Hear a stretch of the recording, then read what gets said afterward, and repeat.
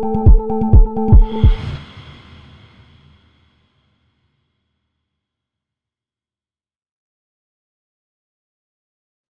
participants, good morning. The Tirana Connectivity Forum has really become an admissible rendezvous to discuss connectivity in the Western Balkans. It's also becoming a tradition for me to step back and take stock of macro development with you. I'm honored this year to share a session with President Prodi. The quality of the conference online program proves that COVID-19 can push us to be more innovative and successful. I will come back to that. Connectivity is inscribed in our European DNA. The European project has developed by increasingly connecting its citizens. With its freedom of movement of goods, people, services, and capital over borders, the EU was doing connectivity way before it was called connectivity. The Berlin process, the Regional Economic Area, the Western Balkan Investment Framework, RICO, and other initiatives have by now established a wide connectivity agenda in the Western Balkans.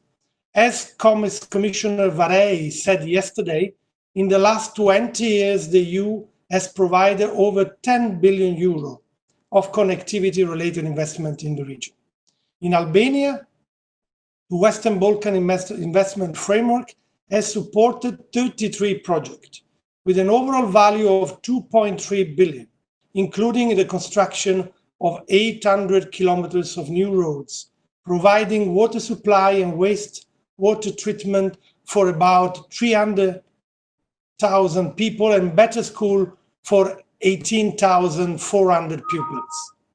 However, it is impossible to discuss connectivity today the way we did only 6 months ago.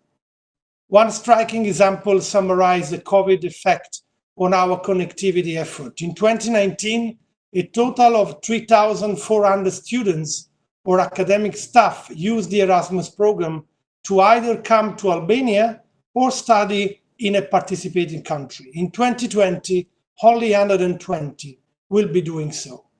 COVID-19 creates unprecedented challenge for our supply and value chains, infrastructure project, and institutional cooperation. But every crisis reveals where our individual, collective, and institutional priority lay. For the EU, the crisis does not diminish our ambition for the Western Balkans, quite the opposite. The saying goes, don't let the urgent get in the way of the important. What we have worked so hard at doing in the past months is to address both, being on the front line of helping the fight against COVID while preparing the socio-economic recovery and supporting structural reform. First, the urgent. As part of its global response to the coronavirus, the European Union immediately committed 4 million euro for Albania to supply immediate life-saving medical equipment and swiftly integrated the country of the region into EU structure to address the pandemic. We also set up priority green lanes, ensuring the unrestricted flow of protective personal equipment and essential goods between the EU and the region. We acted fast, delivered to our partners, and reinforced our credibility. Most of EU member states have faced and are still facing an unprecedented public health crisis. But even in these difficult times, the EU and its member states have kept their commitment to support the Western Balkans. Then the important. Last year in this forum, I said that competitivity should be more inclusive. Western Balkan elites, both political and business, are increasingly interdependent and benefit from EU connectivity-related investment, but most citizens do not. The crisis has forced us to address what was profoundly unfair. Connectivity is more than roads, bridge, and power lines. It is about the people who use them. There is no connectivity agenda without purchasing power, qualification, employment, and good health to make it succeed. I'm therefore glad to announce a new program of EU support to social inclusion that we will start rolling out this year. We are allocating the entirety of the annual IPA envelope with a record 70 million euros to social inclusion. The program will strengthen social care services, the provision of inclusive education and employment opportunities, because education systems need to be ready when we will need to upskill and reskill. We will strengthen vocational and educational training. The youth situation in particular is a social emergency with close to 40% of young people wanting to leave. The program will also introduce a new employment scheme for young people, expand coverage of welfare to work program, and target families most affected by the crisis, for instance, through targeted cash assistance. This program is a first in the Balkans. It has never done before, as the enlargement policy traditionally did not foray into social protection. It was obvious that we needed to change that, and I'm proud that within a few months, we were able to recalibrate our financial assistance in such a significant way. Helping the social recovery of the region is now our priority. We have also allocated 26 million euro to a program that will support small businesses this year and next year. It will then help to reemploy staff that was laid off during the crisis. It will also cover for the rescheduling of loan payments and help repay arrears. The small intervention can make a huge difference to small businesses. And again, they are novelty in our assistance. And then EPARD, our EU program to modernize the agriculture sector, is also helping Albanian farmers and agri-food business making it through the crisis. We have made changes to the program so they better address the negative impacts of the pandemic. One point that I want to stress at the same time is that all the support comes also with conditions. For instance, the EU has provided 180 million euro of macro financial assistance to Albania to cover its external financing need on favorable terms, but this disbursement will be subject to the fulfillment of concrete reform in public financial management, economic and social policy, and fight against corruption. There isn't an assistance agenda and a reform agenda. They are the same, equally contributing to the EU convergence on standards, norms, and policies. Let me say now a few words on digital connectivity.